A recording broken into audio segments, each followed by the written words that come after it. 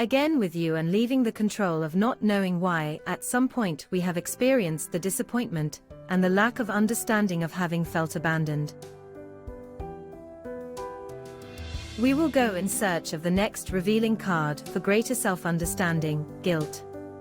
How does it start and what collateral damage does it cause? We have placed guilt at the same level as weight. It involves many uncontrollable emotions. As if it were a tornado, the feeling of guilt is terribly exhausting, sometimes devastating for those who possess it.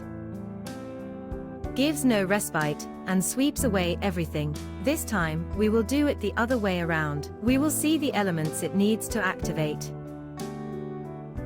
A tornado is caused by the concentration of warm, very humid air, and on the other hand, cold, dry air. The collision of the two results in the warm, lower density air rising above the cold, dry air, forming a funnel from the sky to the ground. Here we have two elements that accompany the guilt at all times. Envy is emotion that causes us discomfort for the good of others or for the happiness of others, by comparing ourselves with others. This is how we have been taught. You desire what the other has. You think you deserve it more, that if you had it, you would be happy.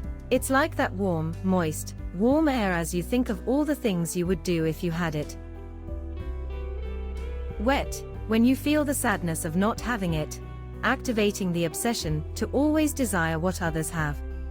On the other hand, there is the cold and dry air, represented by resentment, which we accumulate for not possessing what we have valued so much. This creates a constant stress that may be inactive, but is still latent, because the wound has not closed and is waiting for the right moment to come alive again. To this perfect union, indispensable elements for its hatching are added. Frustration and impotence.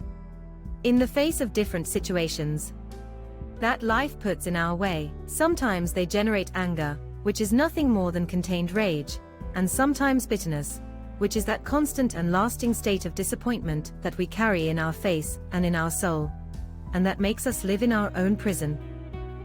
Remorse is activated, you cannot handle it and you become desperate, faced with a situation that is out of your hands.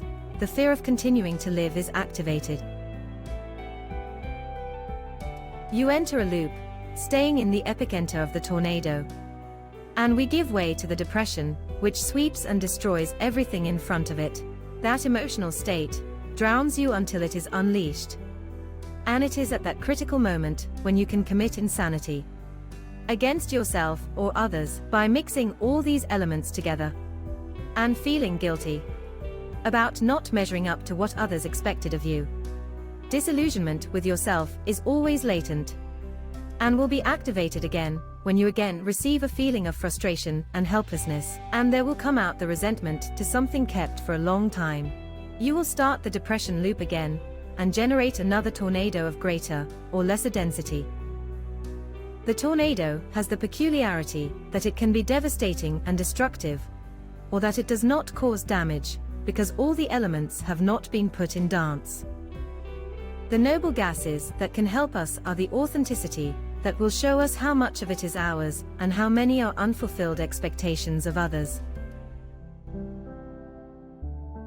By taking responsibility for our actions, we will dilute the weight that this entails, and in collaboration with other beings we will be able to develop a noble gas, as beautiful as love. What keeps all these emotions together, and what separates and deactivates them? That we make way for change.